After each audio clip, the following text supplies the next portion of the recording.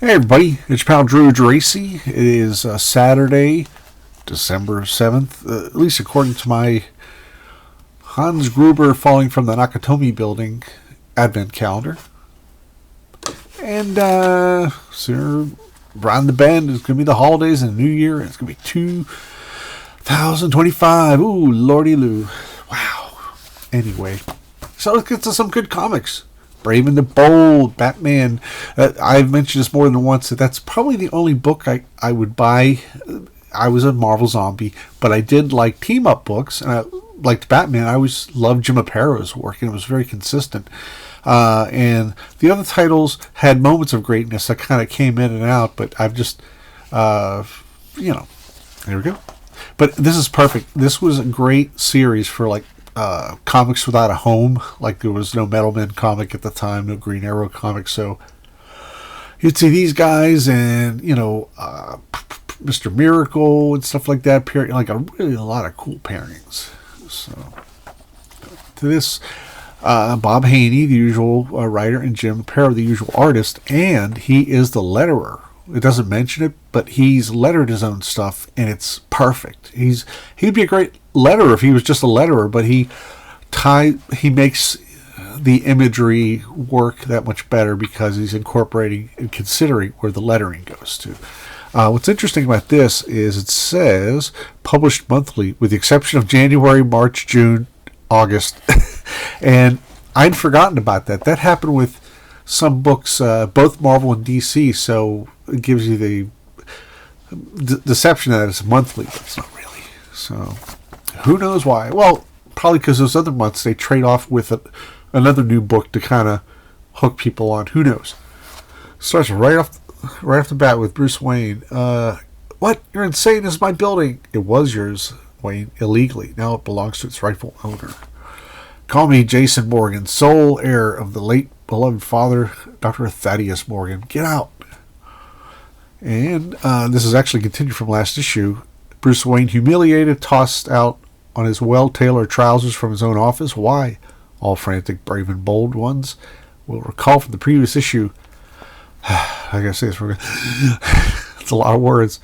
Thaddeus Morgan's time capsule. I found it after 100 years. You mean the Metal Men have found it, Ruby? And whatever is in it belongs to the people of Gotham City. Well, make way for Jason Morgan, offspring of Thaddeus Morgan.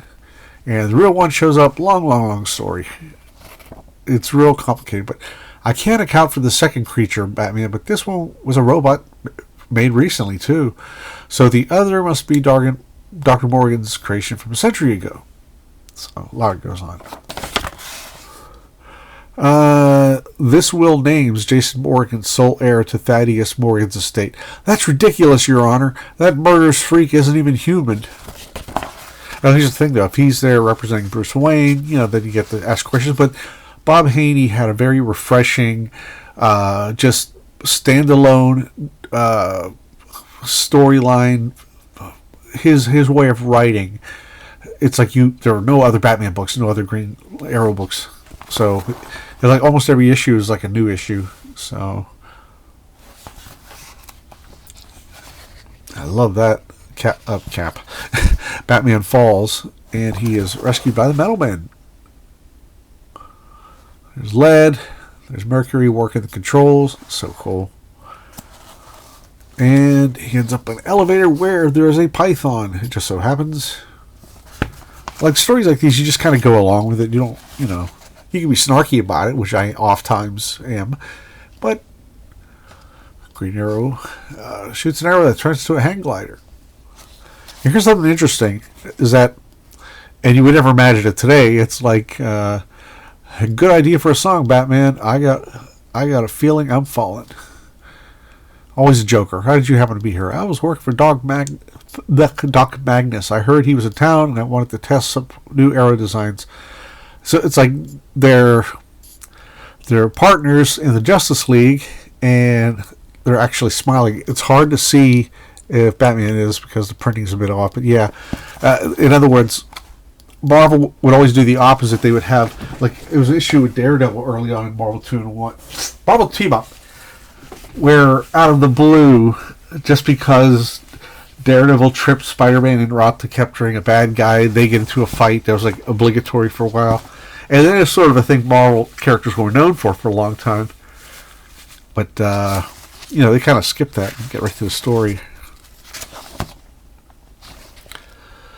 So, beautiful stuff there. Oliver Queen isn't rich like he was in the past, but he borrowed a ruby and is passing himself off as a investor and digging even further.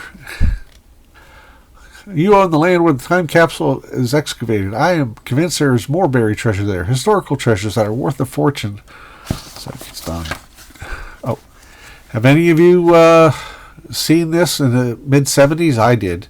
We went to SeaWorld in Florida, and they had the superheroes, and I, of course, being a geeky Marvel fan, thought, oh, big deal. But we went and saw it, and it was great. It was a whole show with like acting and stuff like that, and there was a couple times they were also water skiing, and they even formed like one of those triangles with Wonder Woman on top, and it was a thrill. I mean, I was just a kid, and it was pretty neat.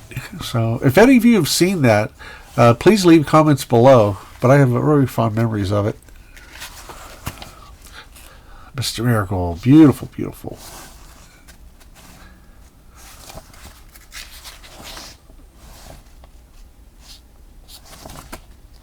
I'm just kind of zipping through. There's a little bit of a spine roll here, so it's tricky to turn those pages. I love that. And you got lead. Classic Green Arrow type pose. And I love this. This is giant destructive vehicles approaching and flattened out the metal men. So Green Arrow shoots a grease spreader. That should cause a slip up. Holy sand spewing out and canceling the slick. I'm like, okay, yeah, whatever.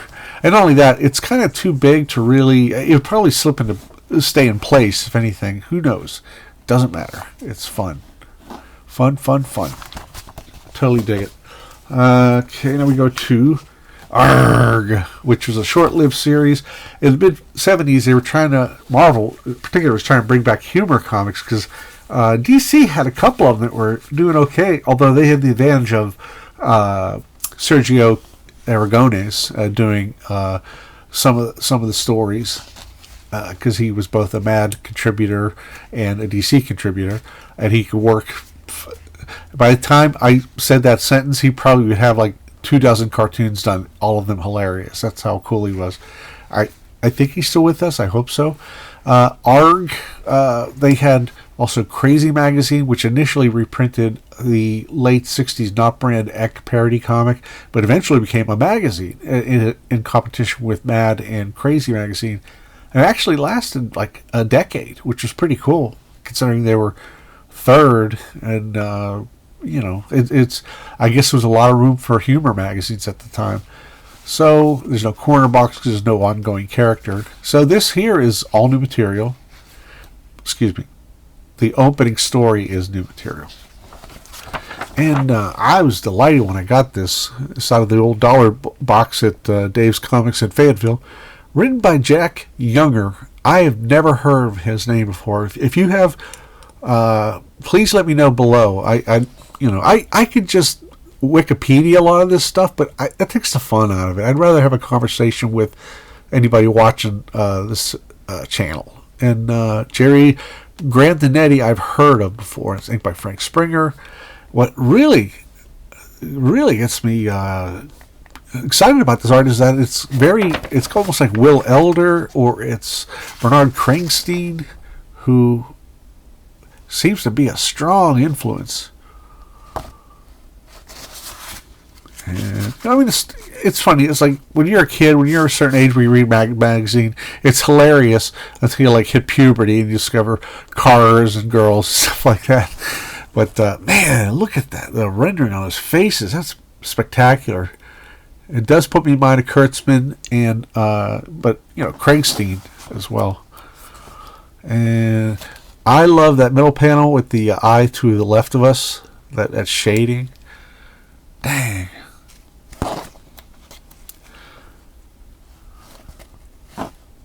So this proof is almost over, and we go into what I think is Will Elder from an old issue of I don't know, something or other.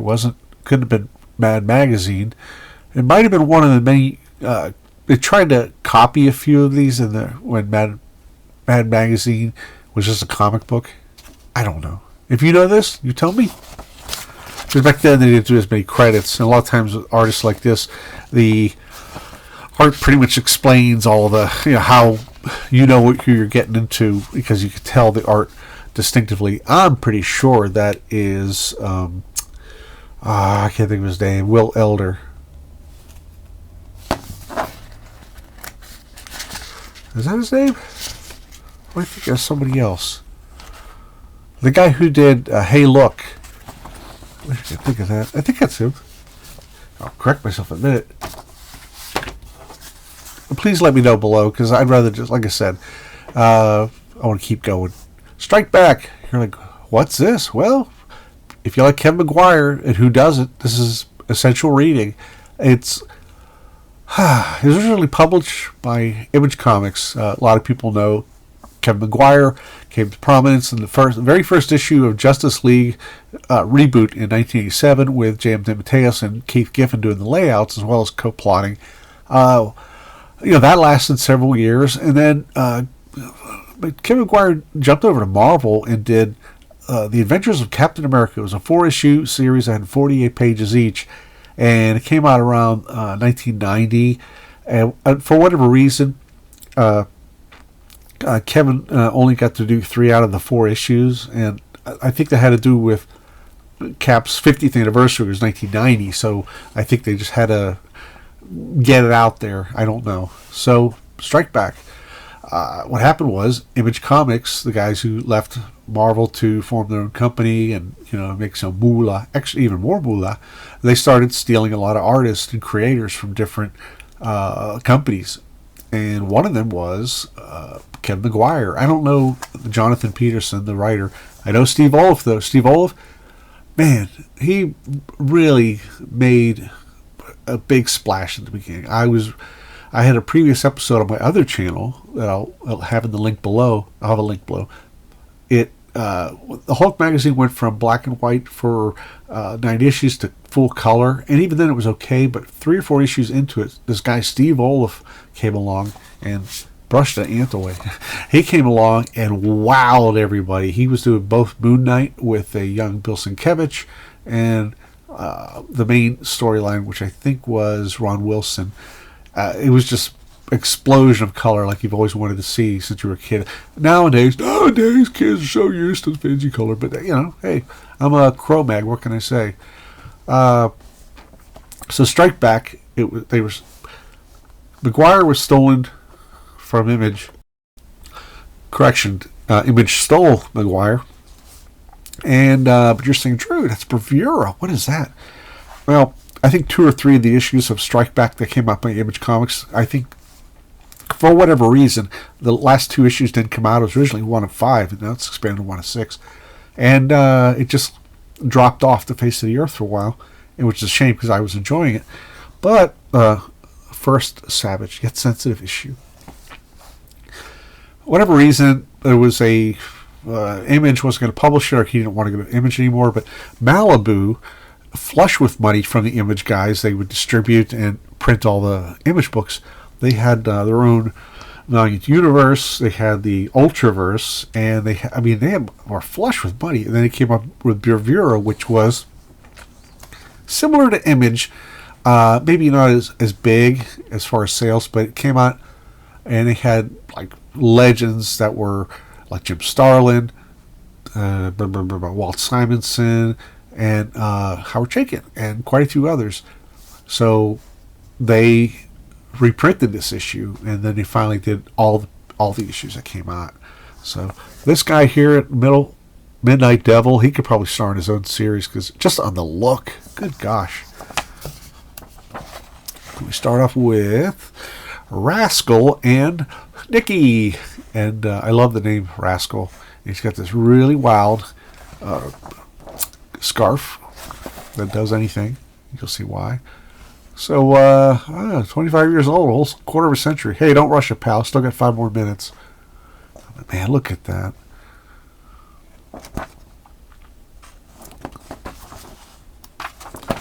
And he sets off fireworks. Now that, in 1991 or something, that's just amazing how the fireworks worked with the color so well.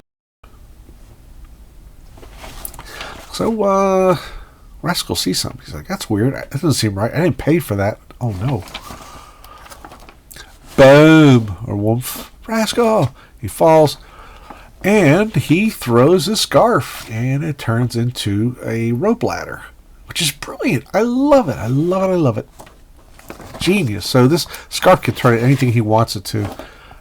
She gets kidnapped. He wakes up to Midnight Devil.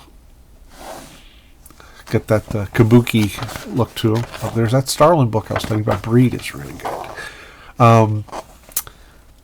Love that. The colors and use of Zipatone at the same time, I believe.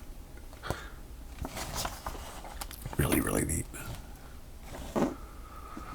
There's a lot of backstory that I'm not going to share with you. But there's lots of great new matter. Oh, wait a second. Ladies and gentlemen, Elvis has left the building. A new picture, pal. Weak. New batter. Now he's got a bat. That was his scarf. Bear trap. Love this page here. Man. Man, oh man. Such great storytelling. Great action. Whoa. I'm going to show you something else. Oh. Towards the end. Yep, they're with me. We got an axe from his scarf. Brilliant.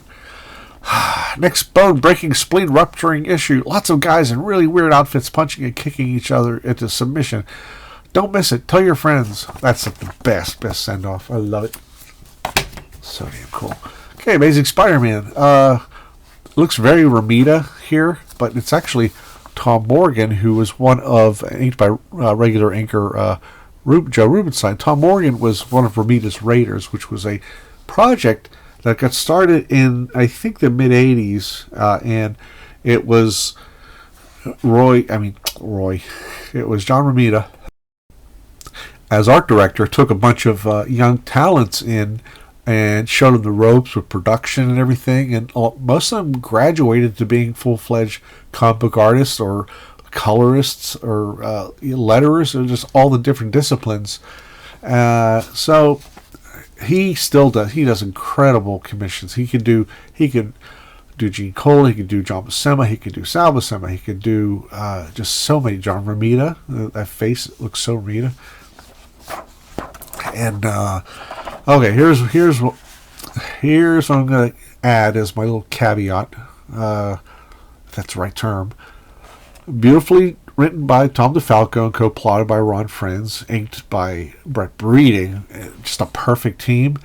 Well, at this point, the book got sabotaged by Jim Owsley, who was the editor at the time. Look at that. Great stuff. Wow. Zoom in, everybody. What happened was there was playing a game of like who is the Hobgoblin, which is a great idea that Roger Stern and John Romita Jr. Did for less than 2 years or so, but very effective. Brought Spider-Man back on the map. And Ron Frenz and the Rose. I love that character. That's such a great character.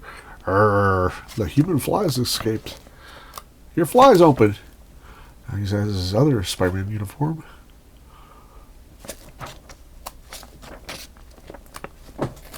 So there's an unveiling. And Flash Thompson, it can't be. So this is the very last Spider-Man I bought when I was collecting comics, because I get, like a lot of people, I felt really jerked around. We were told he was Ned Leeds, or we were told he was the Foreigner, whatever. That's the only name he went by, and some other guy. And what happened was Christopher Priest, known at the time as Jim Owsley, he had a blog that explained how he wrecked the Spider-Man franchise at this time, because Jim Shooter had kind of nudged him, a very young editor, Jim, to totally shake things up every issue of every book and pull the rug out of stuff, because they had meetings, like they used to have retreats where you'd go somewhere, like I don't know, just not Montana, but somewhere up in like New York State or something, where artists and writers would all get together and talk, plan out the next year. Huh, what a different time we live in. So what happened was they are already friends, and DeFalco already had all roads leading up to Ned Leeds being the Hobgoblin, and they were derailed. And then it was Flash Thompson, and at the meeting, whatever they said, who the Hobgoblin was, he was being a contrarian in a way to force them to change things around. But the problem was, you were being jerked around. I was like, okay, I'm done. Yeah, I love this character, and brought me back to Spider-Man, but now I feel like a sucker. So I quit it. But looking back now, it has nothing really to do with Tom and Ron and that. They were basically, and Priest was very apologetic about it, but totally honest. So I got to give him that. So this is Tales of Teen Titans. Okay, big hit, new Teen Titans with Marv Wolfman and George Perez. Very successful, very good book. It was one of those books that got my toe in the water for DC, because I was at Marvel Zombie and I followed a lot of the Marvel creators over to DC, and then I got to know more and more of the DC exclusive creators for all those years. So huge hit for several years, and there was a experimental format that DC wanted to do with the very popular New Teen Titans and also Legion of Superheroes at the time with Paul Levitz and Keith Giffen.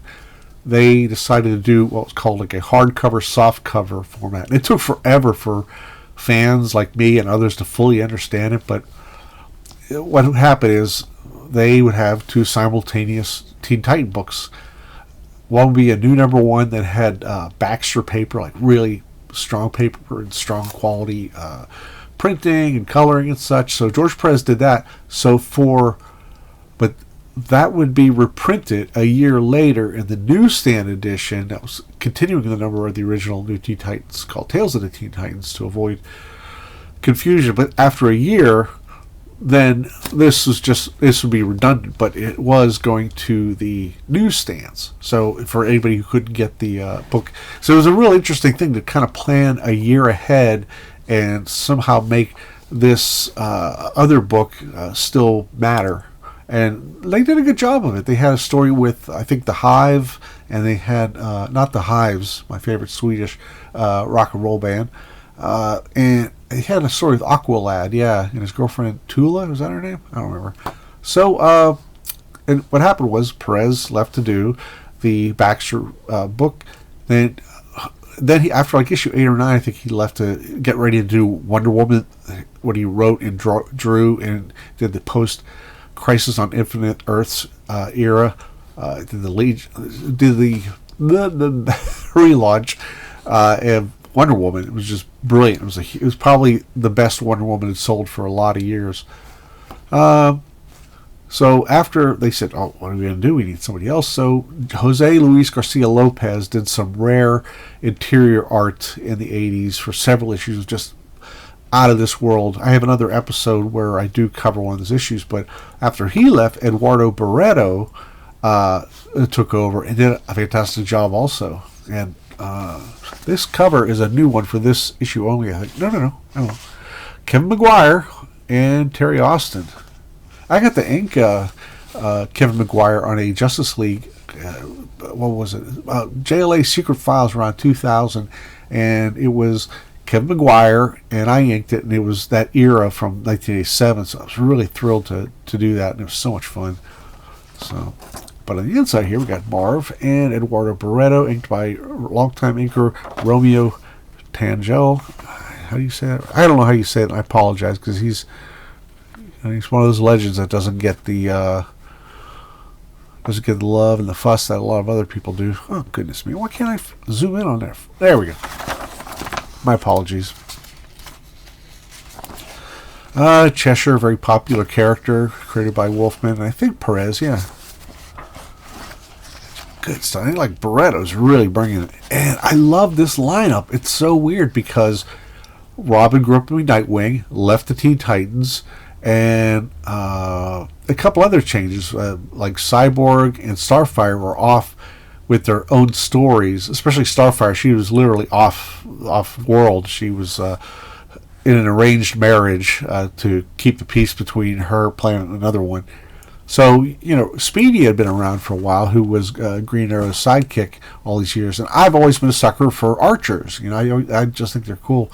There's Aqualad, who really wasn't an official member for a long time with the new Teen Titans. But around this time, the story that I told you before, he came back into the fold. And Wonder Girl, who was the leader, she took over after Robin/Nightwing left. Then you got the first appearance of Kid Flash as Flash. He's got the Flash costume on for the first time since Crisis on Infinite Earths. Robin is Jason Todd, the second Robin. And then you got Hawk at the top, who's just like this hardcore maniac. That he was with Hawk and Dove. It was a short-lived series with Steve Ditko originally. He plotted it and drew it, and Steve Skeets scripted it, but only 2 issues came by because Steve Ditko got hit with tuberculosis really bad for like a year. He couldn't do anything, and he had TB as a kid too.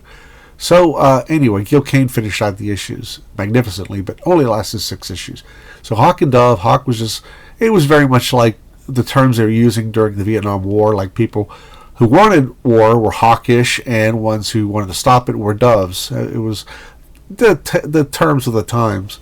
I don't even know if they use them anymore. But anyway, he's this crazy-ass bastard. You always have to have one crazy-ass bastard. It's like him and Guy Gardner and Hawkeye when he's in a mood.